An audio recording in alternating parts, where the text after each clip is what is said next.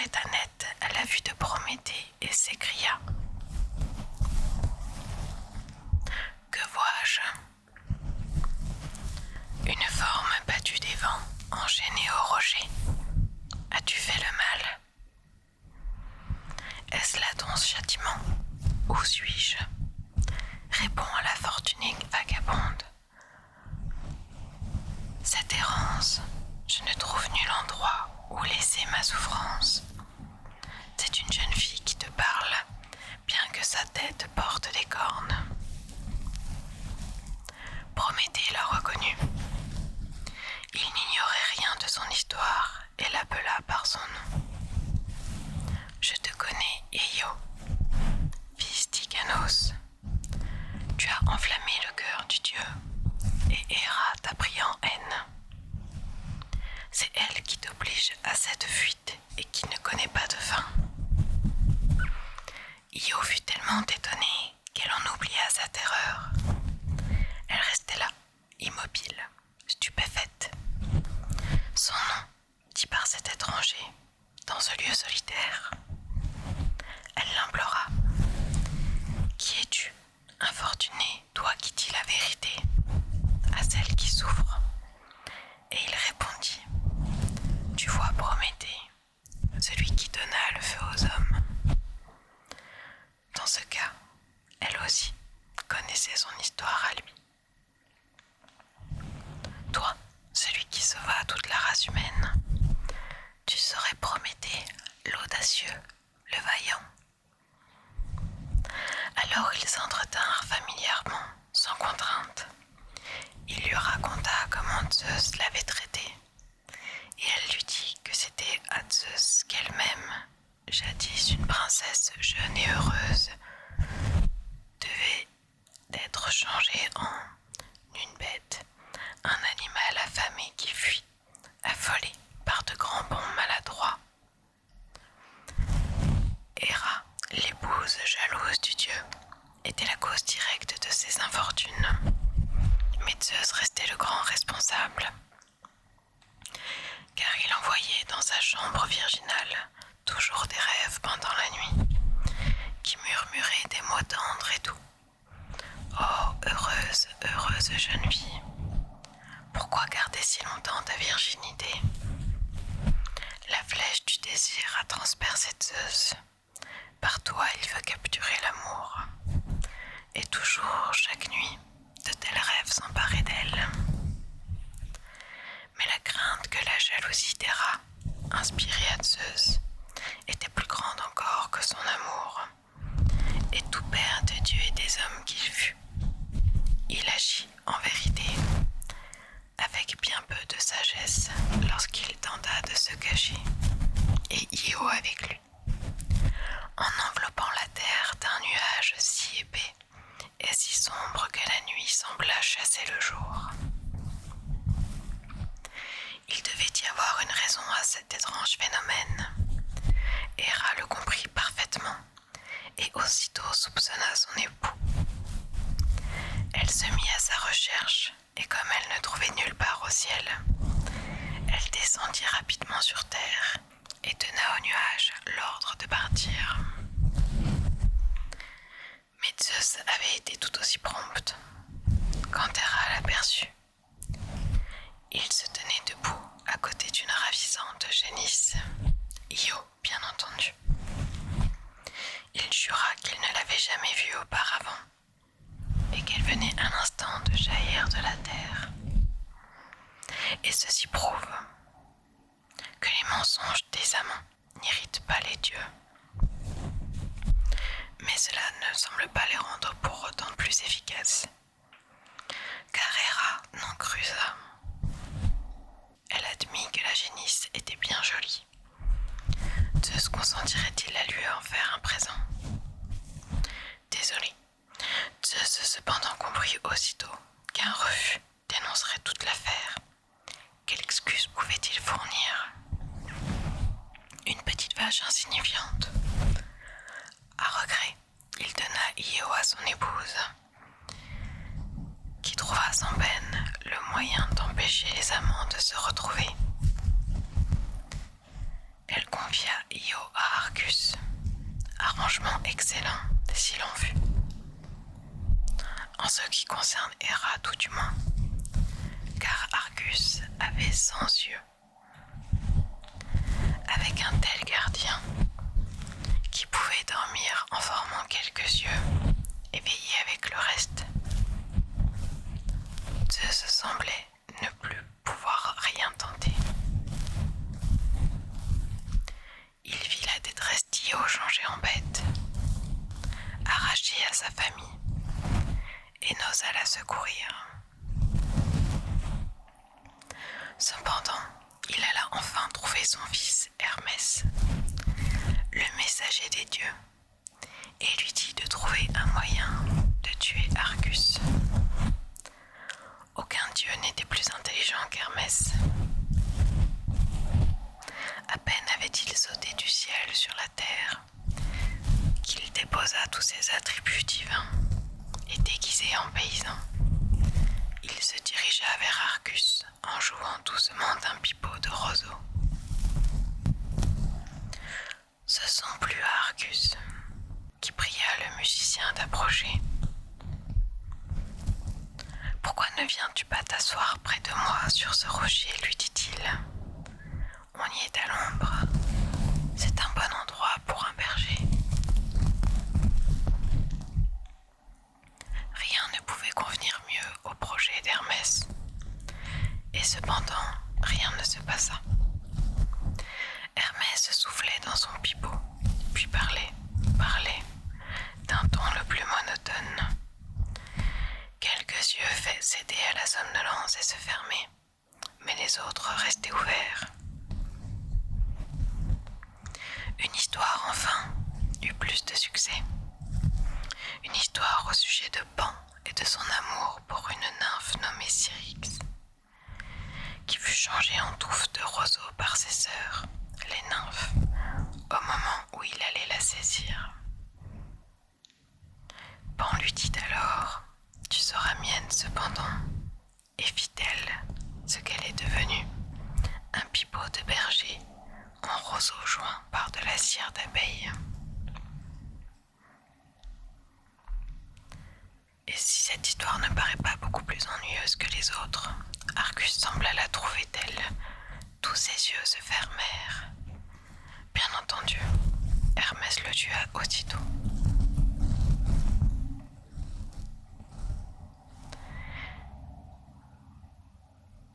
Mais Héra prit ses yeux et les sema sur les plumes d'un paon, son oiseau favori. Io semblait délivré, et cependant, il n'en était rien. Héra, une fois de plus, se tourna contre elle. Elle lui envoya, pour la persécuter, un ton qui la piquait à la rendre folle.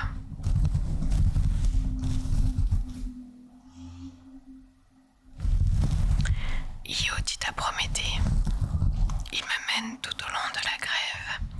Je ne peux ni boire ni me nourrir, et jamais il ne me permet de dormir. » Prométhée tenta de la réconforter, mais il n'eut pu rien lui promettre avant un avenir lointain. Maintenant, il lui fallait errer encore dans des contrées dangereuses. Bien sûr, la mer qu'elle longerait dans son désir affolé serait un jour appelée Ionienne en son honneur.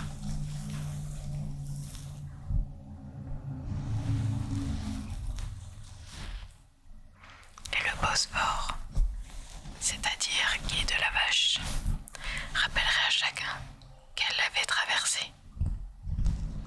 Mais sa vraie consolation lui viendrait d'atteindre enfin le Nil, où Zeus lui rendrait sa forme humaine. Alors elle lui donnerait un fils nommé Épaphos, et elle vivrait à jamais heureuse et honorée. Et apprends ceci, de ta race naîtra un être glorieux, au cœur valeureux, dont l'arc me libérera. Ce descendant d'Io sera en effet Héraclès, le plus grand des héros, celui que les dieux eux-mêmes ne dépassaient guère en grandeur et auquel Prométhée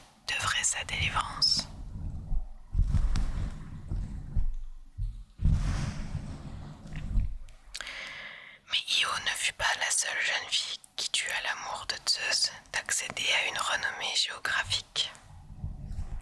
Il y en eut une autre, beaucoup plus connue, Europe, fille du roi Sidon. Mais alors que l'infortuné Io paya fort cher d'être ainsi distingué, Europe, au contraire, s'en trouva fort bien. Sauf pour les quelques instants de terreur qu'elle éprouva à se trouver traversant la mer sur le dos d'un taureau, elle ne souffrit jamais. L'histoire ne dit pas à quoi s'occupait Héra dans le même temps, mais il est clair que sa vigilance était singulièrement endormie, et son mari en conséquence, libre d'agir à sa fantaisie. Par une belle matinée printanière, et tandis que du haut de ses cieux, il observait nonchalamment la terre, Zeus aperçut soudain un spectacle charmant. Europe s'était ce jour-là réveillée fort tôt, troublée comme Io l'avait été avant elle par un rêve. Seulement, il ne s'agissait pas cette fois d'un dieu qui serait devenu amoureux d'elle, mais de deux continents, dont chacun, sous la forme d'une femme, tentait de la posséder. L'Asie prétendant avoir un droit de propriété puisqu'elle lui avait donné naissance, et l'autre, sans nom encore, déclarant que Zeus lui donnerait l'adolescente. Libéré du sommeil, en même temps que cette étrange vision qui lui était venue à l'aube, moment où le plus souvent où les vrais rêves viennent aux mortels, Europe décida de ne pas se rendormir, mais d'appeler ses compagnes, toutes nées la même année qu'elle, et toutes nobles d'origine, et de leur proposer une escapade dans les prés fleuris en bordure de la mer. C'était leur lieu de réunion favori, soit pour y danser, soit pour s'y baigner, ou pour y cueillir des fleurs. Cette fois, sachant que les fleurs avaient atteint le moment de leur perfection, toutes se munirent de leur panier. Celui d'Europe était en or, délicatement ciselé de silhouettes qui racontait, le fait est à souligner, l'histoire d'Io, ses voyages sous la forme d'une vache, la mort d'Argus, et enfin Zeus, la touchant légèrement de sa main et lui rendant sa forme humaine. C'était, on s'en doute, une merveille digne d'admiration,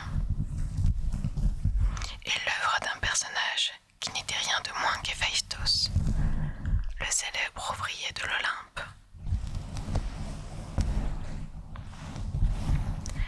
Si le panier était charmant, les fleurs destinées à le remplir ne l'étaient pas moins.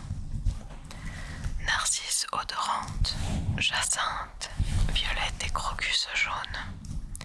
Et par-dessus tout, la splendeur cramoisie de la rose sauvage.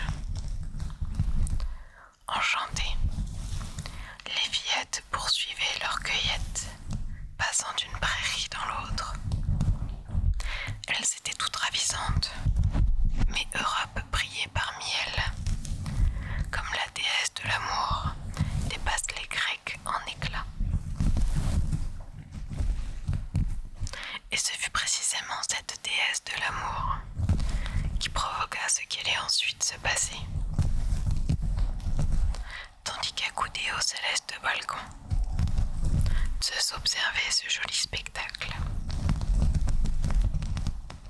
Celle qui seule avait le pouvoir de subjuguer le dieu. Seule, mais avec le concours de son fils, le malicieux Cupidon. Celle-là donc prit son arc et d'une flèche, perça le cœur de Zeus, qui à l'instant même s'éprit d'un fol amour pour Europe.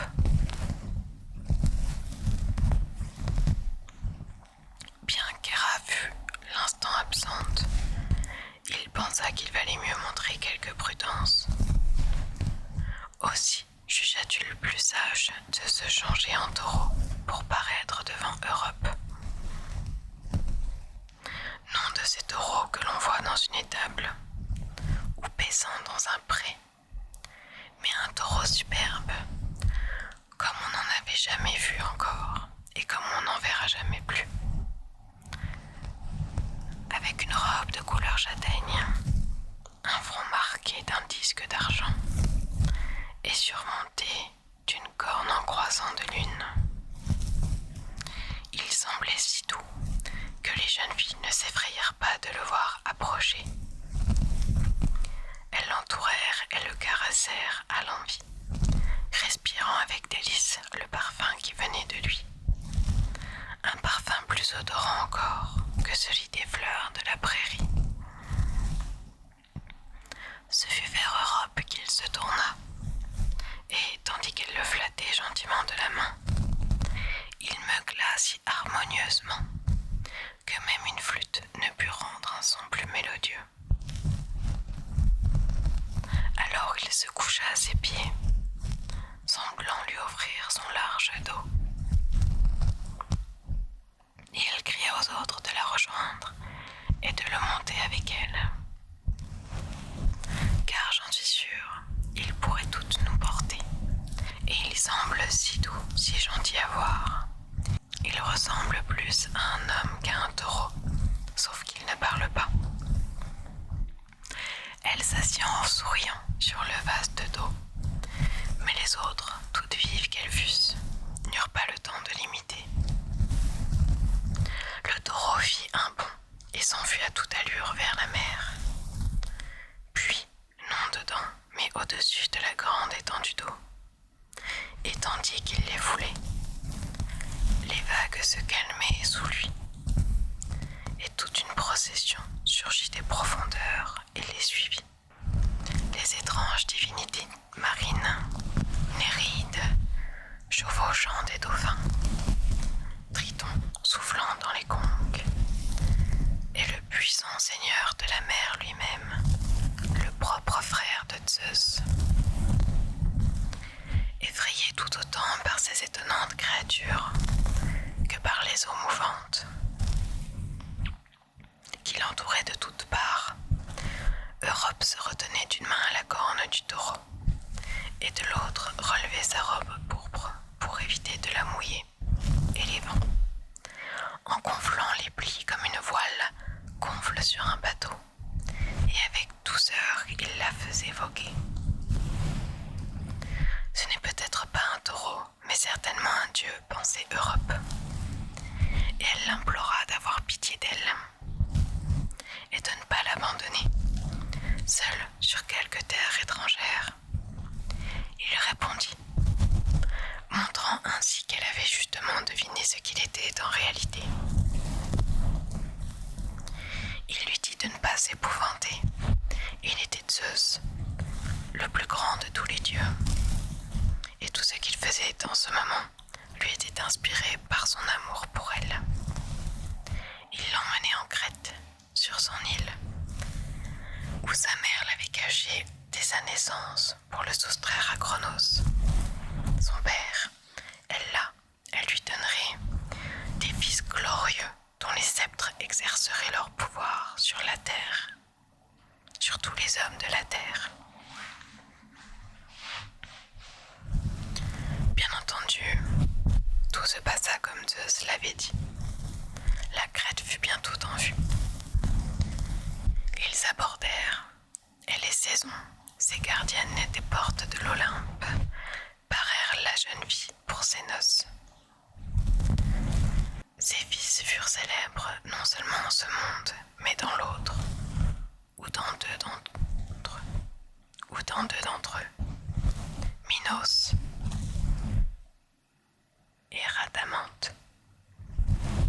Ils devinrent les juges des morts, en récompense de la justice qu'ils avaient montrée sur la terre. Mais c'est le nom d'Europe qui demeure à jamais le mieux connu. J'espère que ces deux petites histoires t'auront plu. Je te souhaite une très bonne nuit et à la semaine prochaine.